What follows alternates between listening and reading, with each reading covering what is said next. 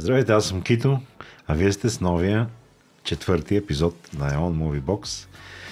Видеопоредица, в която си говорим за най-интересните филми и сериали, които можете да гледате в EON Видеотека.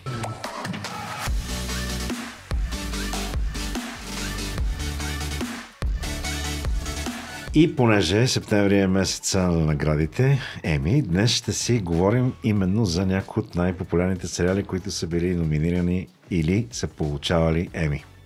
На гости в студиото са част от екипа, social media екипът на Viva.com, Анджи и Вал. Днес ще си говорим за 5 сериала, които няма да кажа нарочно. Продължаваме и традицията с това, че който коментира този път, даже го променяме малко, който даде коментар с любимия си сериал и защо му е любим този сериал, може да получи, ще получи, това е обещано, награда от Viva.com, тъкмо от този екип, тъкмо от Анджи. Всички да коментират и ще получат награда. Да, т.е. това няма да бъде вечно, имайте предвид, може би само този епизод и следващия, докато коментарите не станат 1000, тогава вече ще намалим наградите. Дай Боже да станат 1000, да видим с това обещание какъв проблем си докараме с ваш шеф. Да. Така, днес, както казах, ще коментираме сериали, които са били номинирани и са получавали награди Еми. Всеки си избрал от нас по едно или две заглавия. Да започнем с Анджи, нали така? Айде като дама да започнем. Най-добре. Общо взето... Пък и да дадеш пример. Ще видим. Да. Дали ще дам пример. Моят избор е Succession или така наречените на български наследници. Само ще прекъсвам. Само да спомена, че от сериалите, които днес показваме, 5-те сериала, от тях трябва да изберете кой е вашия любим и защо, а не изобщо. Нали така? Нали така това условие? И ако успеем да запалим някой да изгледа сериалите, още по-добре. Абсолютно. Да. Всичките заглавия са много добри, така че гледайте ги задължително. Така, Succession, наследници на български, грандиозна драма, трилър и семейна история на медиен магнат. Брайан Кокс играе Логан Рой. Както Вал преди началото сподели, това е историята на една медийна империя, която се управлява от един, можем да го наречем патриарх. Да. И семейството му, няколко наброя деца, които мисля, че бяха 3. И както във всяко едно семейство, в което има 3 деца, винаги 2 са срещу едното останало. Комбинациите в семейството се въртят постоянно. Винаги 2 са срещу един срещу един. Има един амбициозен, който се опитва... 2 момчета, едно момиче. Момче и момиче срещу момче? Момче и момиче срещу момче, момче и момче срещу момиче. Комбинациите са много. Ситуация. През всичките сезони се въртят по различен начин. Винаги има един, който е най-амбициозен и най-много иска да спечели борбата за власт. Краля на трона на медийната империя. И до края има неочаквани обрати. Да. Вал, ти си го гледал? Гледал съм го, да. 4 сезона има и 4-те ги изгледах просто на един дъх. Binge-watchвах ги. И наистина е сериал, който страшно много си заслужава. Той с толкова много награди и номинации за Еми. 75 номинации и 19 награди. Да. 19 награди и то какви награди? Имаме 3 награди за най-добър драматичен сериал. Да. За втори, трети и четвърти сезон. Да, в първия сезон нямаме толкова много номинации и награди, но имаме награда за чутовно грандиозния им саундтрак, който... За първия сезон. Да, за първия сезон. Страхотен. Грабвате от първата секунда и те държи 4 сезона. 4-тия сезон аз бях така малко драпах вече. Кога ще излезе? Толкова ми беше интересно. Актьорите са феноменални в сериала. Буквално. Маколи Кълкин брат му. Киран Кълкин. На Маколи Кълкин брат му. Киран Кълкин, който играе невероятен психопат. Кендъл Рой, който си играе, чакай тук съм си го записал, Джереми Стронг, да не се излъжа. Да, и той е много добър актьор. Невероятни, страхотни. Невероятен каст, грандиозен скрипт, грандиозен мащаб, хеликоптери, декори, лимузини, имения. Страхотно за гледане. Добре, супер. Кажи, Дай с кое за позлатената продължаваме? епоха. Продължаваме с Белия лотос. Белия лотос. Окей. Аз съм гледал само един епизод и то на премиерата на HBO. Къде беше и Юли. Ти си гледал последния сезон, всъщност. От последния сезон, първия епизод, на къде пък последния. Юли не играе точно в първия, но той дойде на премиерата. Той, между другото, има се... много ключова роля и от един момент нататък участва Аз му в знам всеки един от какъв е епизодите. персонажа, защото той сподели, обаче... Гледай го, защото ще трябва те да го изненада гледам. с някои обрати в сюжета. Но това е невероятно. Той самия не е очаквал за... Това е си успех. Няма как да не очакваш Наистина не от очаквам. Белия лотос да нямаш грандиозен успех. Не. Как, Че ще как? го То поканя за беше Белия религия. лотос. В смисъл, той разказа много интересни неща, Юли. Наистина това е голям кеф. Значи трябва да го поканим да си говори. Трябва да го поканим да си Между говорим. другото, това е много добра идея, да. Абсолютно, Юли? да. Юли, Поканен поканен си, си. очакваме те следващите месеци на гости. Да, това наистина ще е много готино. Тък му той ще разкаже някакви интересни случки зад кулисите. Абсолютно. И как е преминал работния Пътуване, процес. всичко, къде се е снимало, как се е снимало с режисьора, взаимоотношенията. Той е бил някакъв много готин пич режисьор. Да, режисьора е някакъв гений, защото той сам си пише сценария, той той ходи и говореше обикаля много за това. дестинациите, избира си някакво място, запознава се изцяло с културата и така вплита след това в сценария, че наистина имаш чувството, че сериала е заснет от местен екип, от хора, които са там. Кой го е гледал най-много от нас? Защото аз казах, че само един епизод съм гледал. Да, съм гледал и трите сезона. И трите сезона, всички епизоди. В момента, в който излязоха и... Втория за Сицилия, първия. Първия някъде по Кариби, Карибите Бахами, беше, нещо да. такова Се сменят, екзотично аз си ми мисля, се... че Да, на едно и локациите също са място, различни защото на този, различните последния сезони. всъщност сезон е... Тайланд. Кой поред? Трети. Три. Аз си мисля, че на едно и също място се развива. Различни са хотелите. Това е за връзката в историята, е, че Стига, едни или подобни хора ходят на различни дестинации. Там целият situationship се случва Като говорим в за резорта. много заможни хора. Заможни Много, хора, заможни хора, които готини отиват на места. скъпи луксозни почивки и се получава един сблъсък на различни персоналити си, на гледни точки към света, който води до много абсурдни, понякога комични, драматични Аз това ще ситуации. Как се води комедия, така ли? Той се води Драмеди, комедия, може макар би. че е по-скоро драмеди, да, дори Защото има и трилър. социална сатира, като първия сезон, когато гледах първия епизод, беше още в момента, в който го пуснаха, той започва с едно убийство и ти си мислиш, ти го виждаш това нещо и си мислиш, че през цялото време ще гледаш някакъв крими трилър. Да. И мисля, че ще трябва да разгадаеш кой е убиеца и накрая да разбереш. В първия епизод на трети сезон пак започва. Във всеки сезон, да, всъщност оказа се, че започва с убийство и след това така се заплитат отношенията между хората, че разбираш защо се е стигнало до това убийство и съответно вече не е важно кой е убиеца, важно е по какъв начин хората се сблъскват в този живот и на тия луксозни... И защо се стига до убийството Да. в края на краищата. Гениален И сериал. него го Трябва и него задължително, но не почва от втори сезон, както е направил Анджи. Според мен по-добрият вариант е от началото, защото наистина има истории, които се преплитат и се продължават от сезон в сезон. Добре. Да минем към следващия. Хайде, Вал, ти си с позлатената епоха. Това е наследници в 1800-та година. Да, наследници през 19 век. Много любим сериал в момента.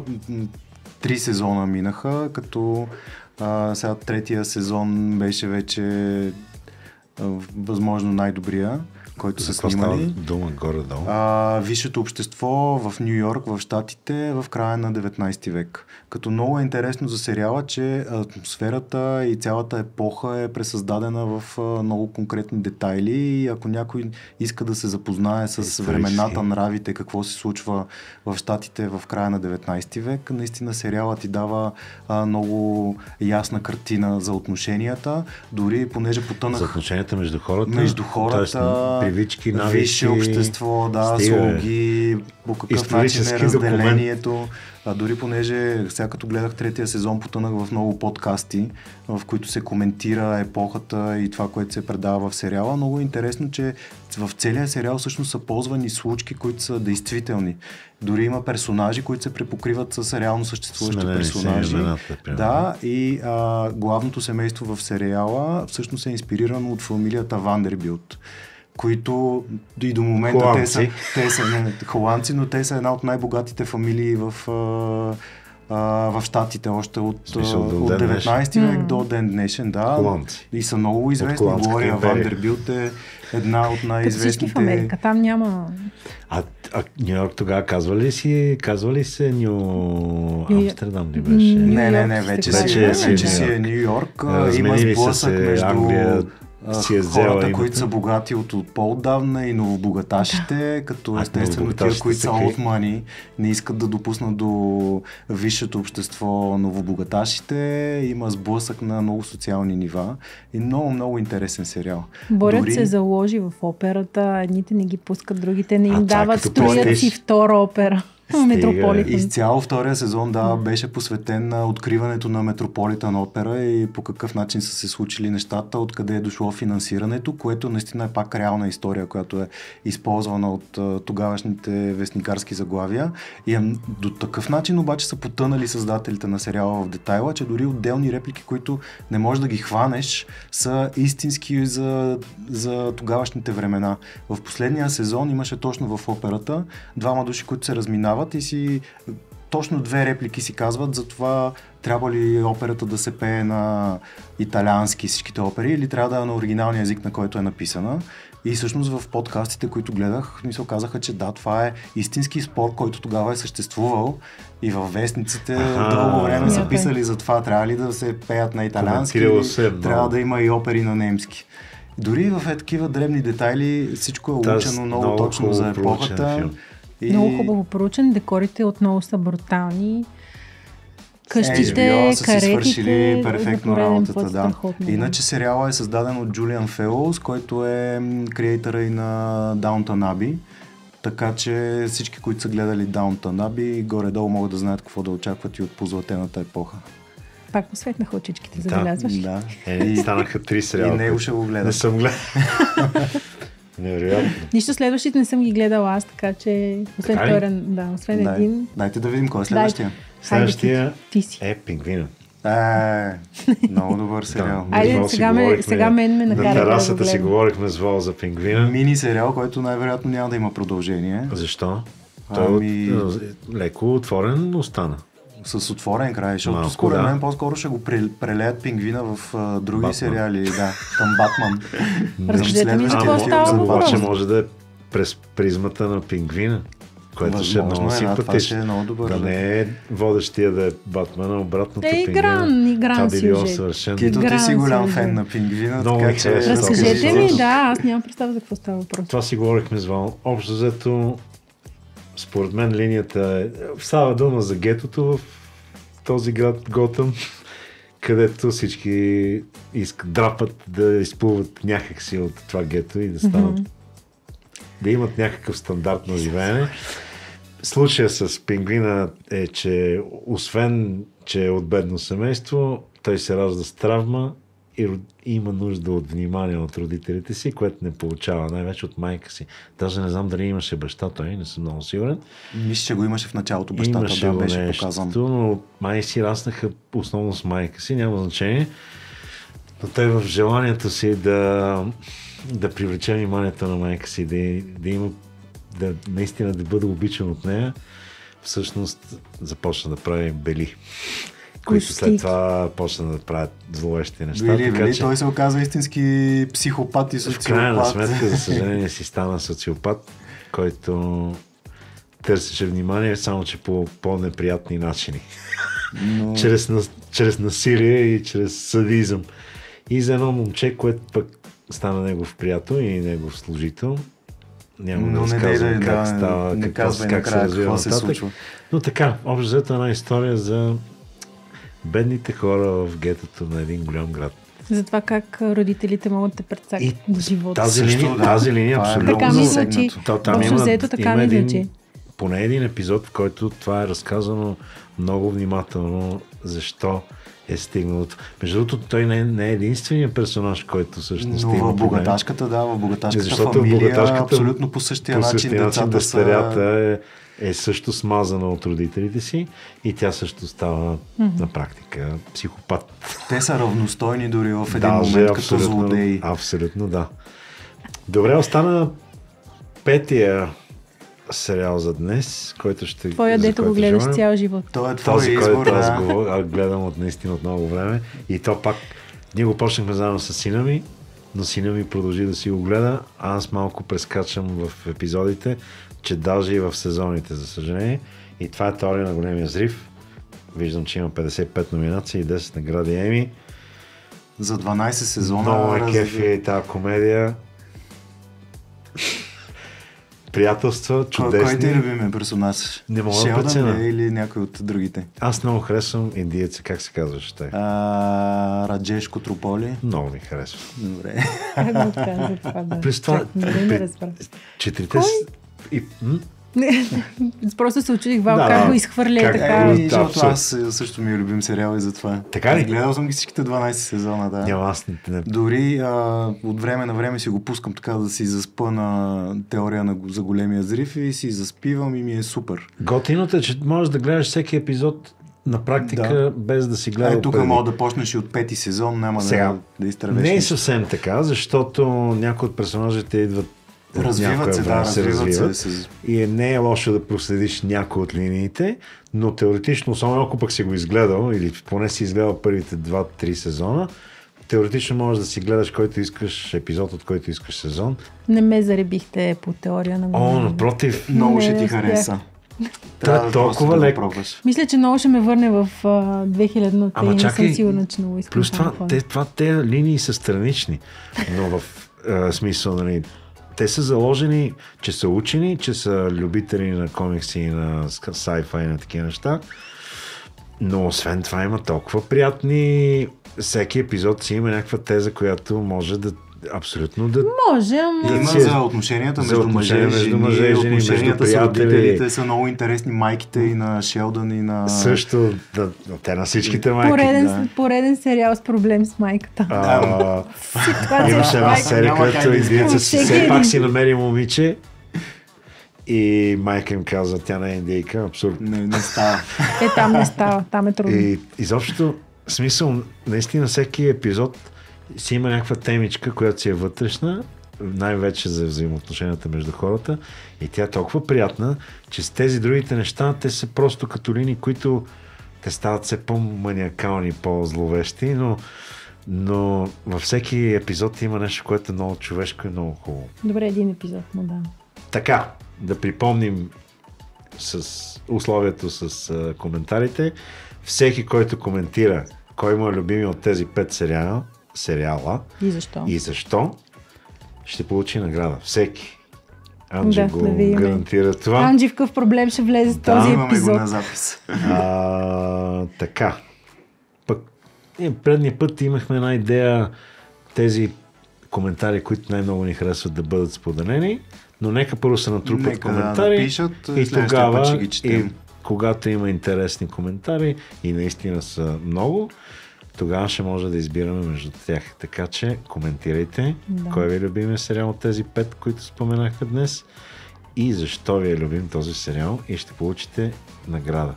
Да, пък и могат да ни пишат и кой да бъде следващ гост. Ние вече поканихме Юлиан Костов. Юли го поканихме наистина. Ако някой има така, който е...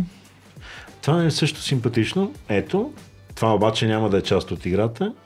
Или за нас ще бъде... Няма да е част, но за нас ще бъде супер полезно. Все пак ние за хората работим. Всеки не коментира. Айде сега, едните коментари са различни от другите коментари. Добре, значи. Част от играта са само коментарите, които включват любим сериал, ваш от тези 5 сериал, които днеска говорихме и защо. Отделно обаче може да напишете и кого част от удоволствието на следващия епизод или за някой от следващите, защото може някой да не може да дойде за септември, октомври или ноември, така че да може да предложите някой гост, който да ни гостува в някой от следващите епизоди. Това е. Много благодарим. Ние също благодарим. За нас беше удоволствие. Публиката и на гостите, които всъщност ние сме си част от екипа, който прави и EON Moviebox, който се крие в общия план от рамото на този микрофон, но това са рисковете на студиото. Приятно гледане, освен да пожелаем на някои от тези негледаните от вас тези сериали. И до следващия път, който ще бъде октомври. Чао. Чао. Чао, чао. Чао, чао.